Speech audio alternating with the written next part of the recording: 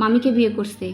মানলাম, হ্যাঁ আমি তার মামি ছিলাম। আমি তো বললাম আমার অতীত যাই থাক, যেদিন আমি তাকে বিয়ে করছি সেদিন থেকে সে আমার স্বামী। সৌদি আরবে বিয়েতে যারা সাক্ষী ছিল, হ্যাঁ অর্ধেক মানুষ মারা গেছে, এখনও আরও 2-4 জন মানুষ বাঁচি আছে। আমি আমার স্বামীকে দেখতে চাইছি, এটাই কি আমার অপরাধ? আসসালামু আলাইকুম, আমি হাসিবুল হাসান শুভর বউ। প্রথমে তারা বলছে যে তাদের ছেলে অবিবাহিত, পরে যখন আমি জিনিসটা পাবলিক করলাম, কাগজপাতি দেখাইলাম, এখন তাদের ছেলে বিবাহিত হয়েছে, ঠিক আছে, মামিকে বিয়ে করছে। মানলাম, হ্যাঁ আমি তার মামি ছিলাম। আমি তো বললাম আমার অতীত যাই থাক, যেদিন আমি তাকে বিয়ে করছি সেদিন থেকে সে আমার স্বামী। এখন মূলত কথা হচ্ছে সে এখন এই কথা বলতেছে যে আমি নাকি আমার আগের হাজব্যান্ডের কাছ থেকে অনেক টাকা পয়সা আত্মসাৎ করছি। আমি বিয়ের আগে থেকে গার্মেন্টসে চাকরি করছি, আমি বিয়ের পরে গার্মেন্টসে চাকরি করছি, 5 দিন বসে খাই নাই। আমার বাচ্চা যখন পেটে ছিল তখনও আমি চাকরি করছি। আমার বাচ্চার বয়স যখন 8 মাস তখন আমি আমার এই দুধের বাচ্চাকে আমার বাবার বাড়িতে রেখে এসে চাকরি করছি।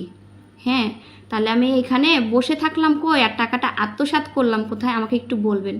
আর একটা মানুষ যে গার্মেন্টসে চাকরি করে সে কি 2 লাখ 3 লাখ টাকা বেতন পাইছে যে আমি তার ভাইয়ের টাকা আত্মসাৎ করছি? আর দ্বিতীয় কথা সে বলছে আমার বিয়ের নাকি 10-11 বছর হয়েছিল। আমার বিয়ে হয়েছিল 2016 সালে ডিসেম্বর মাসের 16 তারিখে। আর আমার মেয়ের বয়স এই মাসের 26 তারিখে আমার মেয়ের বয়স হবে আপনার 6 বছর শেষ হয়ে 7 বছরে পড়বে। তাহলে আমার মেয়ের বয়স 9 বছর কিভাবে হইলো? আর দ্বিতীয় কথা, তারা যে আমাকে দোষারোপ করতেছে, আচ্ছা দোষারোপ করতেই পারে, তারা সমস্যা নাই, দোষারোপ করুক। আমার আগের হাজব্যান্ডকে আপনারা দয়া করে ফোন দিবেন, ফোন দিয়ে এই কথাটা জিজ্ঞেস করবেন যে যেই দিন আমি শুভকে বিয়ে করি তার আগের দিন রাত্রেবেলা আমি তাকে ফোন দিছিলাম, দিয়ে বলছিলাম যে তুমি এসে আমাকে নিয়ে যাও এখান থেকে। তুমি যদি এসে আমাকে নিয়ে যাও তোমার ভাই বোনেরা আমাকে কিচ্ছু বলবে না। আর তুমি যদি আসি না নিয়ে যাও, আমি নিজের থেকে যাই, তাহলে কিন্তু এখানে অনেক আমাকে সারা জীবন কথা শোনা লাগবে। এখন আমি যদি তার সাথে সম্পর্ক নাই করতে চাইতাম, বা তার সাথে আমার যদি তাকে যদি আমি ভালো নাই বাসতাম, বা আমার মেয়ের ভবিষ্যতের জন্য যদি তার কাছে ঘুরে যাইতে নাই চাইতাম, তাহলে কি আমার বিয়ের আগের দিন আমি তাকে ফোন দিতাম? এটা আমি আপনাদের কাছেই বললাম। এখন ধরেন তার ছেলে নাই দেখে এখন দুনিয়ার কথা উঠতেছে, বহুত কথা উঠতেছে।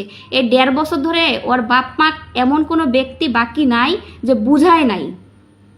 ওর বাপ মা এই 1.5 বছরে এমন কোনো ব্যক্তি নাই এই বিয়ে মানি নেওয়ার জন্য বুঝায় নাই। আজকে ছেলে বলতেছে, আজকে ছেলে এটা সেটা, হ্যাঁ তাদের ছেলে, ঠিক আছে, আমারও স্বামী। আর আমি তো কিচ্ছু চাই না, আমি বলছি আমি তার স্ত্রী হই, আমি তার স্ত্রী হিসাবে ওইখানে যাই, তাকে দেখে চলে আসব। এটা কি আমার অপরাধ নাকি? এই কথাগুলো তারা এখন বলতেছে, আগে কেন বললো না? তার ছেলে জীবিত থাকা অবস্থায় কেন বললো না? আপনারা একটু খোঁজখবর নিয়ে দেখবেন তার বাড়ির আশেপাশে। আমি যদি মিথ্যা কথা বলি তারা তো বলবেন যে না ছেলে বিয়ে করছে।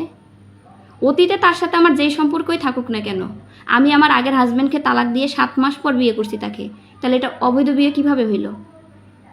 কিভাবে অবৈধ বিয়ে? আর তাও মানলাম, সব কিছুই মানলাম। তারা কিন্তু মানুষের কাছে বলছে যে আমার স্বামী নাকি তাদেরকে টাকা পয়সা দেয় না, কিন্তু তারা মিডিয়ার সামনে ঠিকই বলছে যে আমাদের ছেলে কথা বলে টাকা পয়সা দেয়। তাহলে কোনটা ঠিক কোনটা বেঠিক এটার বিচার আপনারা করবেন, আমি কিছু বলবো না। আবার দ্বিতীয়ত সে বলতেছে যে আমার ছেলেরও টাকার লোভে বিয়ে করছে। তারাই বলতেছে যে তার ছেলের কাজকাম ছিল না, তাদেরকেই টাকা দেয়। তাহলে তার ছেলে কি 5 লাখ টাকা করে বেতন পাইতো যে তাদেরকে অর্ধেক দিত আর আমাকে অর্ধেক দিত? এটাই আপনাদের আছে। আমি শুধু কথাগুলো বলতেছি, কথাগুলো আপনারা ভাববেন।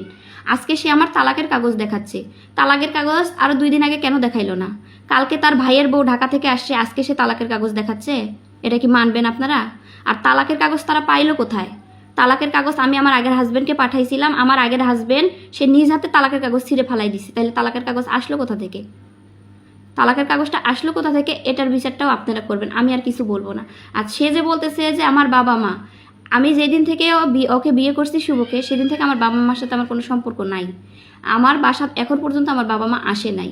আর সে যে বলতেছে যে আমার হয়ে আমার বাসার মানুষ যে কথা বলছে, তারা তো অবশ্যই বলবে, তারা বিয়েতে সাক্ষী ছিল, তারা বলবে না? এখন তো শুধু বাসার মানুষ বলছে। এখন আমি ধরেন সৌদি আরবে বিয়েতে যারা সাক্ষী ছিল, হ্যাঁ অর্ধেক মানুষ মারা গেছে, এখনও আরও 2-4 জন মানুষ বাকি আছে। আমি এখন পর্যন্ত কারো কাছে কোনো হেল্প চাই নাই, কিন্তু এখন আমি ফোন দিয়ে বলবো যে ভাইয়া, আমি আপনার আপনার বন্ধুকে বা আপনার ভাইকে যে বিয়ে করছি, বিয়েটা কি আসলে মিথ্যে ছিল না সত্য ছিল? আপনি এতটুকুন বলবেন শুধু।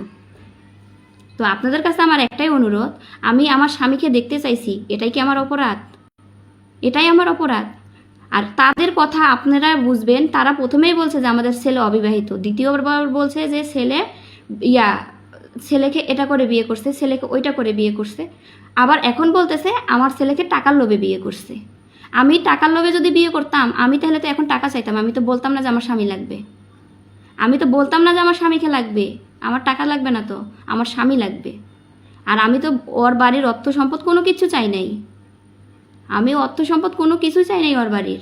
আমি শুধু চাইছি যে আমার স্বামী আসবে, আমি তার স্ত্রী হিসাবে যাই, তার লাশটা শুধু দেখে আসবো। এখানে কি আমি কোনো কিছু দাবি করছি? আপনারা বলবেন, আপনারা এটার বিচার করবেন।